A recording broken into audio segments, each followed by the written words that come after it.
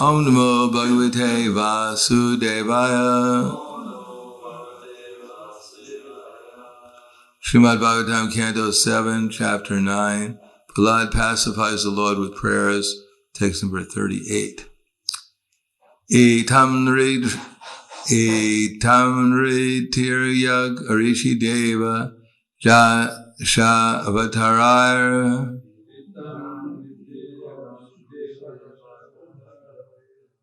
Not an easy verse to chant. What's that? Lokan vibhavyasasi hamsi jagat pratipan.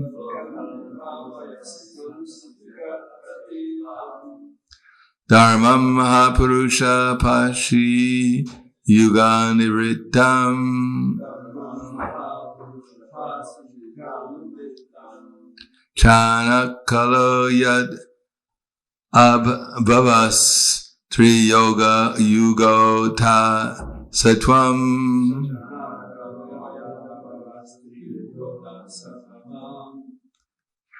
I can't imagine how there's the same number of syllables in the last line as there is in the second one. Itam Tiryag Rishi Deva Jasha Vataraya.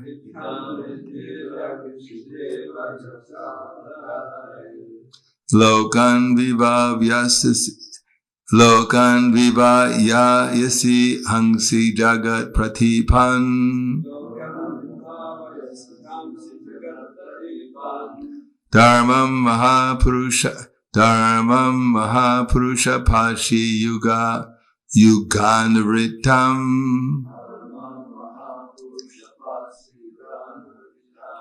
Chana kalo yat abhavastriyogo tasatvam.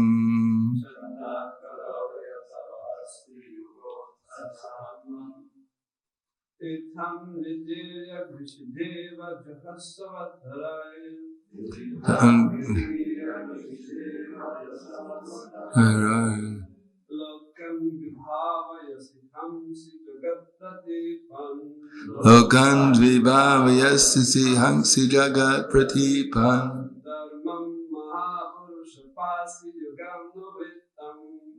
Mam mahapurusha pasi yuganavritam. Nana kalo yad. Semi-Brahma Samhita.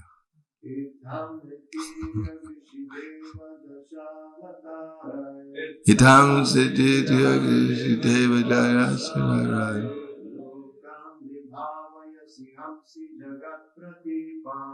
Kan vibhavasi hamsi jagat pratipam.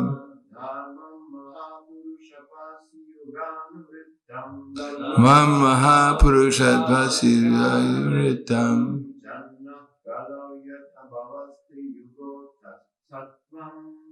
Na kalo yada bhavastri yogo tasatvam.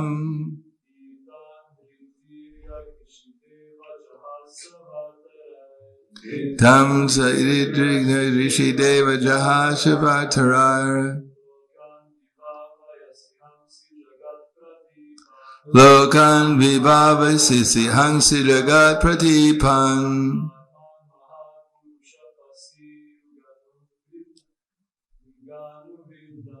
Dharma mahapurusha pashi yuganavritam.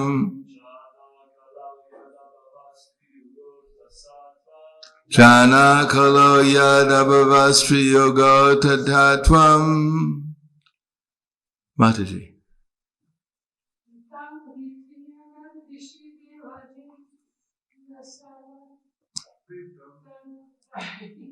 Close enough. It's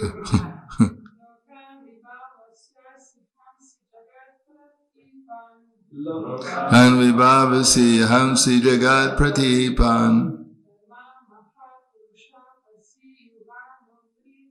Dharmam mahapurusha pashi yuganavritam.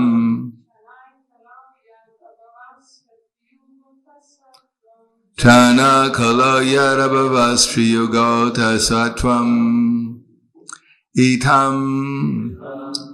In this way, 3. Like a human being, such as Lord Krishna and Lord Ramachandra. Tirak, like animals, such as the boar. Rishi, as a great saint. Parashuram. Deva, as demigods. Jasha, as an aquatic, such as the fish and tortoise. Avatarai, by such different incarnations. Lokan, all the different planetary systems. Vibhavayasi, you protect. Hangsi, you sometimes kill. Jagat Pratipan, persons who have simply created trouble in the world. Dharmam, the principle of religion. Mahapurusha, a great personality. Pashi, you protect. Yuga Anavritam, according to different millenniums. Chana, covered. Kalo, in the age of Kali. Yat, since. Abhavava, have been and will be in the future. Triyuga, named Triyuga. Ata, therefore. Saha, the same personality. Tvam, you. Translation and purport by His Divine Grace, A.C. Bhaktivedanta Swami Srila Prabhupada. In this way, my Lord, you appear in various incarnations, as a human being, an animal, a great saint, a demigod, a fish, or a tortoise, thus maintaining the entire creation in different planetary systems and killing the demonic principles. According to the age, O my Lord, you protect the principles of religion. In the age of Kali, however, you do not assert yourself as the Supreme Personality of Godhead, and therefore you are known as Triyuga, or the Lord who appears in 3 yugas. Purport. As the Lord appeared just to maintain Lord Brahma from the attack of Madhu and Kaitaba, he also appeared to protect the great devotee Prahlad Maharaj. Similarly, Lord Chaitanya appeared in order to protect the fallen souls of Kali Yuga. There are 4 yugas or millenniums: Satya, Treta, Dwapara, and Kali. In all the yugas but Kali Yuga, the Lord appears in various incarnations and asserts himself as the Supreme Personality of Godhead.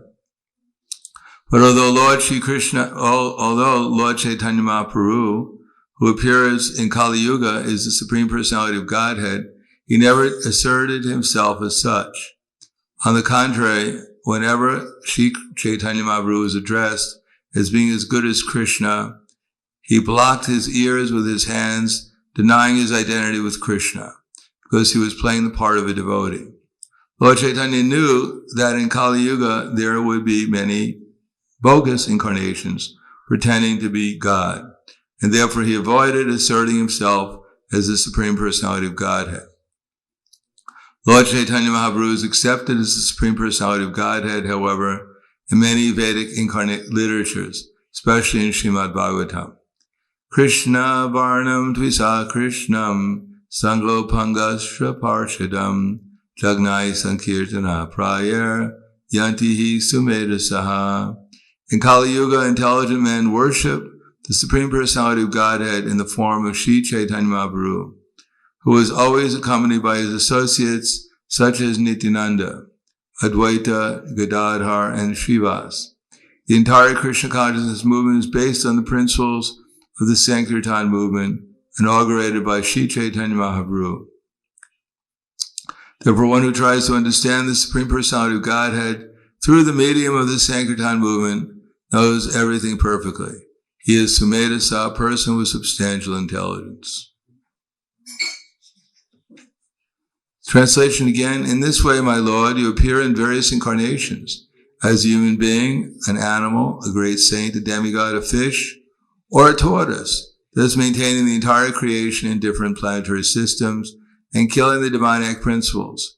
According to the age, O Lord, O my Lord, you protect the principles of religion. In the age of Kali, however, you do not assert yourself as the Supreme Personality of Godhead, and therefore you are known as Tri-Yuga, or the Lord who appears in 3 yugas. Namo Vishnu Padaya Krishna Prasthaya Bhutaya Srimate Bhaktivedanta Swami Namane Namaste Saraswatam Deve Gauravani Pacharane Nirvishesha Shrivadi Pasyatyade Satarne.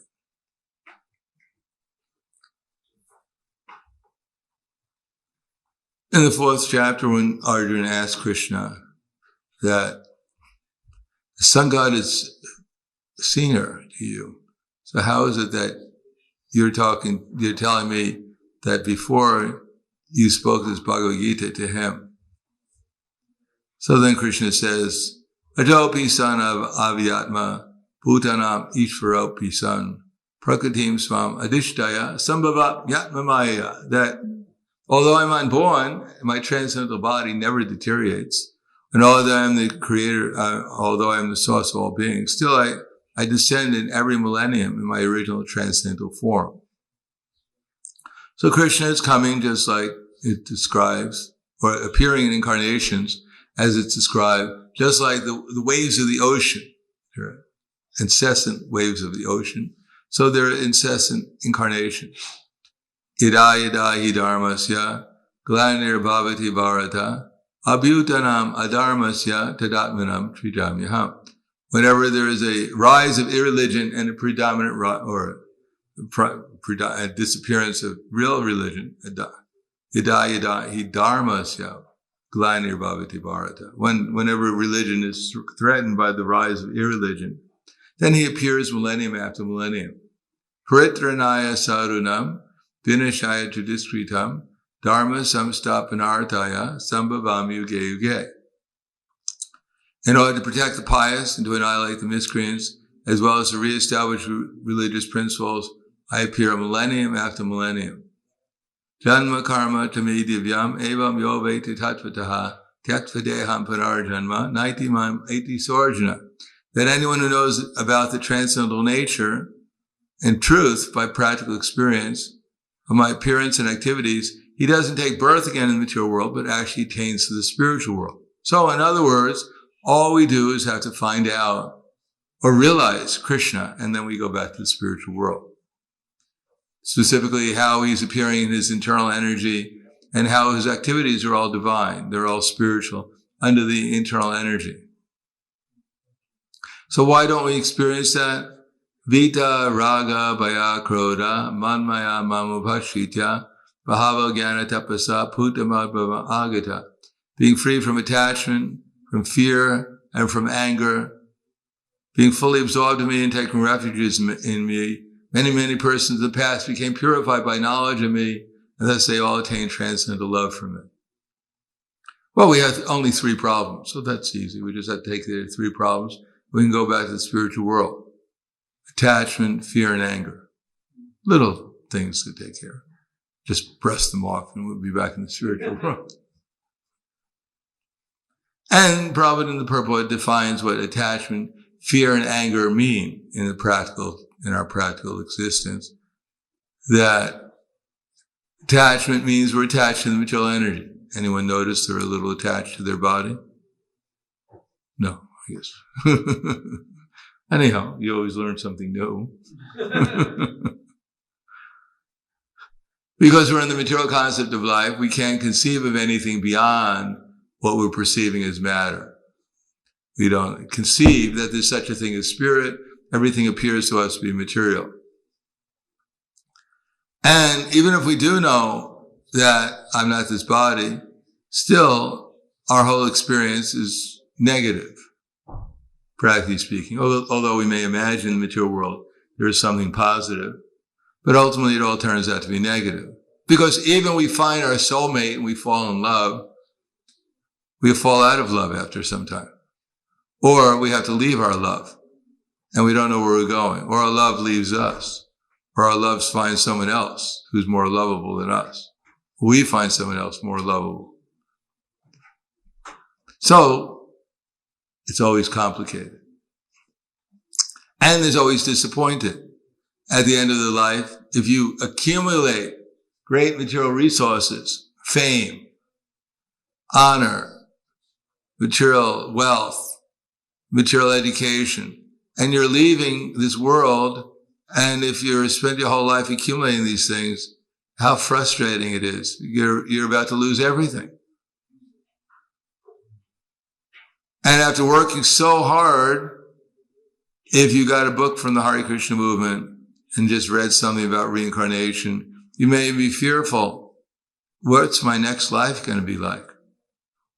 I got all this honor, all this prestige, all this wealth, but I did so, and sometimes in a dishonest way, and therefore I may take birth in the lower species of life.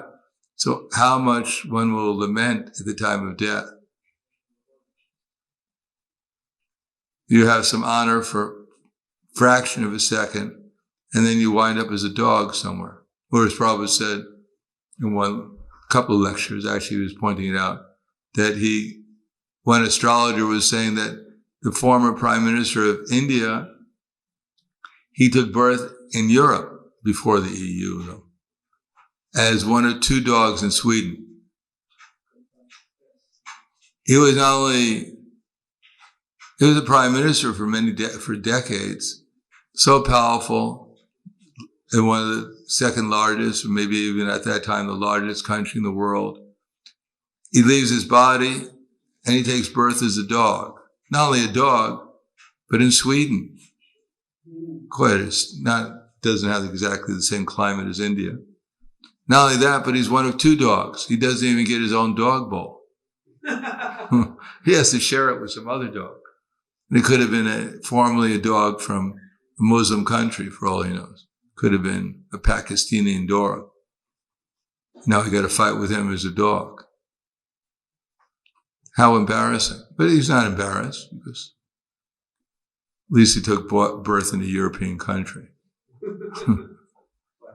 What's that? Pious dog. Pious dog. Pious dog. Yeah, he probably, someone slipped him some prasadam sometime. So how fearful, working so hard for material advancement, and then we wind up in a lower species of life. Therefore, fearful. Everyone is fearful, because after leaving this body, there's no guarantee. Does anyone have a slip from Chaitanya Mahaprabhu from the Panchatattva, one-way ticket to Goloka Vrindavan? You got to leave your body at 6 o'clock. The Vaikuntha airplane should become at 6:15. You just got to wait around for a little bit, and it's all right. It's going to be all right. Even we don't know exactly where we're going after leaving this body. What to speak of a person who has no idea that they're not their body, what their destination is. And anger. People working so hard, sacrificing, suffering, and at the end, they think it's all zero. How frustrating is that? That the worst criminal and yourself, because you could be the worst criminal, but the worst criminal, the most pious person, they wind up as nothing. That the whole thing makes absolutely no sense, and therefore complete frustration. Existentialism, voidism, whatever you may call it. So these are all material consciousness that bothers everyone. Everyone's trying to solve so many problems of life. Vitirana Krishna parataksutova ito bipadyeta grihavratanam adantago vira vishitam tamizram punak punas charvita charvanana. Everyone is trying to solve problems. Today, how many problems are we going to try and solve? Of course, some of us will try to solve the main problem, that people don't know about Krishna. But in between that, we probably have some other problems we're trying to solve. Like fill our empty stomach. It's a problem. There's no prasadam. It's going to be even more of a problem. For right now, we're not worried so much about that problem. But when it's time for prasadam, we take it seriously.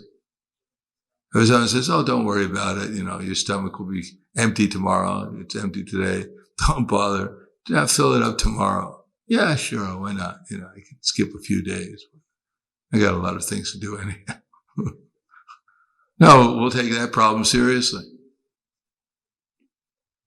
So there are so many problems, but the real problems they don't talk about. If you go to the university and they're trying to solve so many problems through technology, get the computer faster, the iPhone, the battery in the iPhone lasts a little bit longer. It's a big problem. So many problems. Trying to solve the problem of the lockdown, the lock in, the lock up. Problem. We're not only locked up, but locked down, but we're locked up. So many different problems. And yet the real problems of Janma Mrityu Jara Vyadi Dukkha Dosha Nudarshana, those they just don't even mention. As I said before, if you go to a university and you stand up and ask the learned philosopher and ask them, what is my duty? The professor who's a learned philosopher, you ask him, what is the duty of a person who's about to die? Immediately he'll push some button. The campus police will come and arrest you. You'll get charged as being a terrorist. You'll appear in court. The learned professor will say, he threatened me. I can repeat exactly what he said. He said, he asked me a question. What is the duty of a person who's about to die? And they'll put you in jail for 20 years for asking such a question.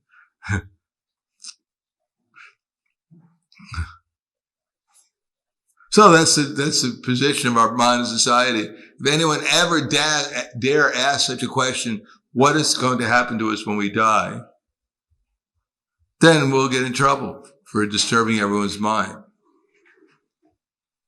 Nowadays in America, if you see on campus one lady and you say, excuse me, miss, you'll get arrested. Because she doesn't think she's a miss. She's a mister. Or she's something else. One of the other 72 designations they have. So you've disturbed her mind.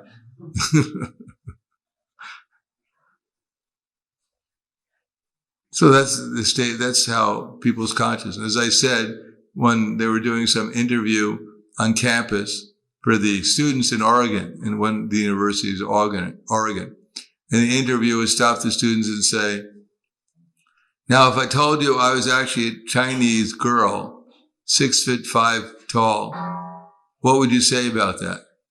And the students were saying, well, if you really feel like that, what could I say if you really believe that?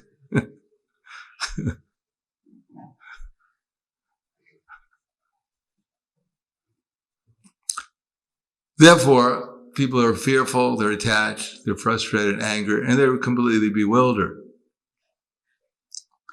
And that to get free from these things, one has to follow devotional service. There's no other way of getting free from our material conceptions of life. And thus follows the process of devotional service and becomes Krishna conscious, comes to the stage of Bhava.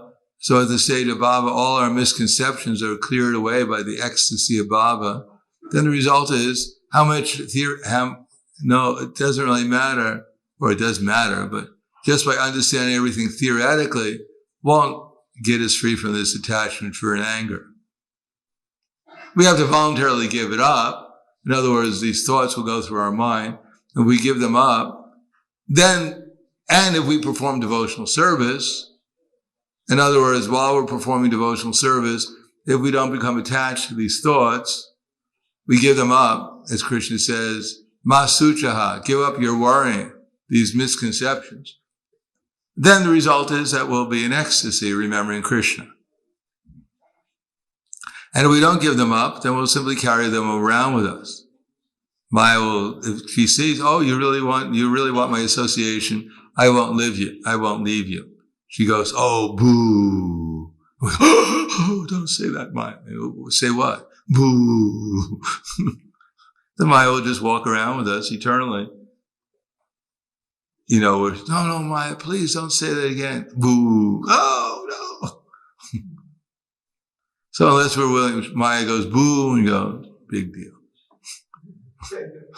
We become aloof from it. We don't care about it. We want to hear about Krishna.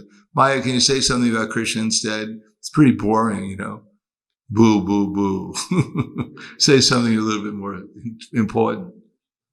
And then Maya will go away. Maya sees that we're not attached to her. She'll find someone else. She got plenty to do. She doesn't have to worry about us. She'll have plenty of people to put in illusion. She loses one or two conditioned souls. She's not going to lament, oh my God, I had such a nice conditioned soul and I lost it. I think I'm going to quit. Maya will go on, even if we go back to the spiritual world. She has plenty of people to work on.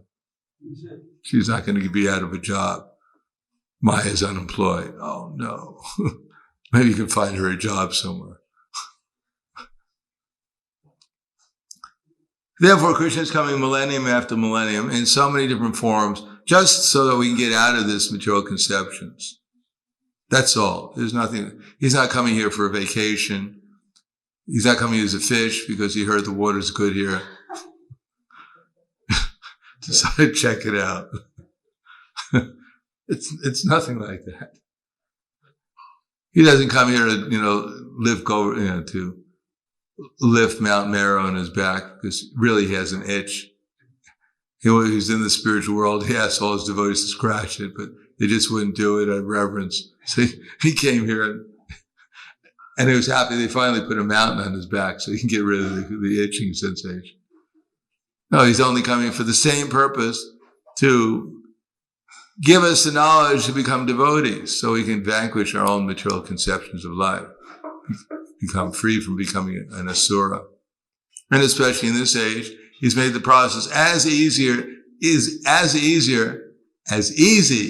it's ever going to become. If you don't think, oh, it's too hard, shnik, shnik, ram, ram, I keep chanting that every day, maybe you can make it a little easier. Maybe the whole process could be eating prasadam 10 times a day. Then you go back to the spiritual world.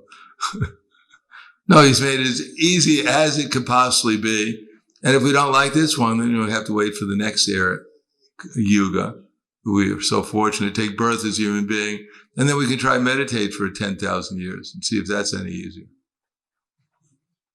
In any case, the chanting, dancing, and feasting, Prabhupada said, that's our process. Kevalananda Kanda is simply joyful. And after doing that, you can take a little rest and chant, dance, and feast again. So I'll stop there. Thank you. Any questions?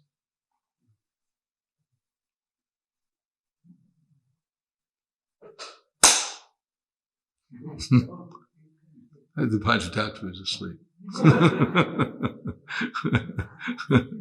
Watch him.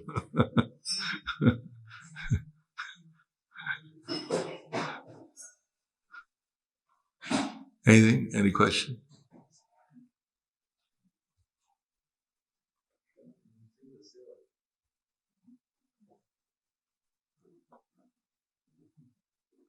So what is it? Hare Krishna, Maharaj. You mentioned these three obstacles, raga, bhaya, krodha. Can you explain once again krodha and that void? You're speaking about the void. Frustration. Frustration is the preliminary feeling before complete anger. So frustration of the conception of void. I'm working so hard, I'm doing so many things, meditating, austerity, whatever. At the end, I just enter into the void and I disappear. But do people really think that they will merge in the void? Yeah, most people think like that. They have no idea where they're going. So for them, the idea of merging, disappearing is as logical, reasonable as any other conception because they have no idea what's going on. They just focus on the sense gratification usually, no? Yeah, in order to forget the inevitable death. So they avoid that question and avoid that. Yeah, they don't think anyone has the answer. If you come up with the answer, they think you're proud and puffed up. Like agnostic, no one knows. No, they're atheists, most people. Or they're agnostic, whatever you want to call them. But according to the Bhagavad Gita, most people appear to be philosophical, or what is it? Philosophical, or atheistic. Oh, this is Bhagavad Gita 13:26. It's 14.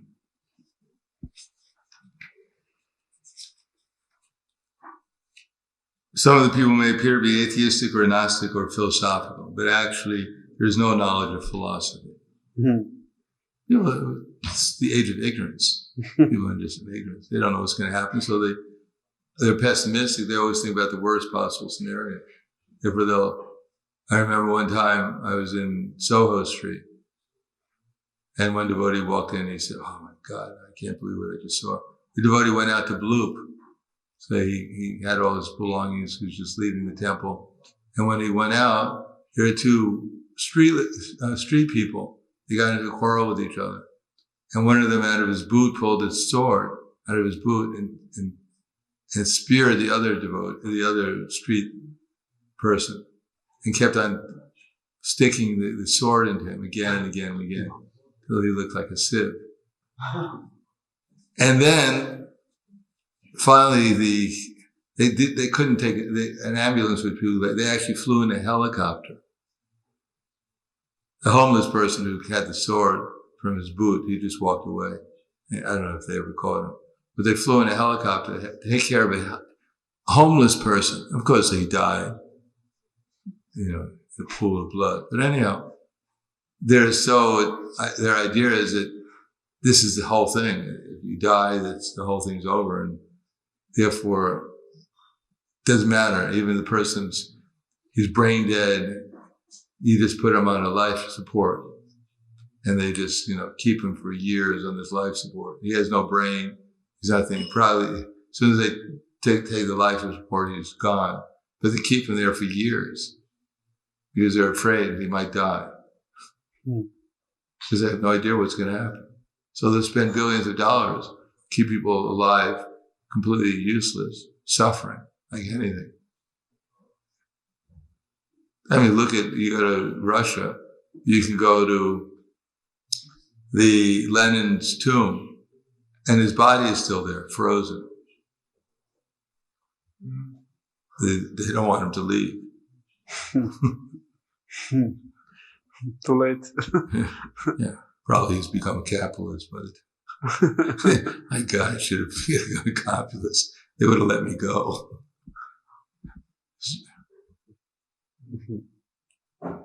So people they're in complete anxiety about when they die horrible deaths. I want to speak when the Yamadutas come and take them away.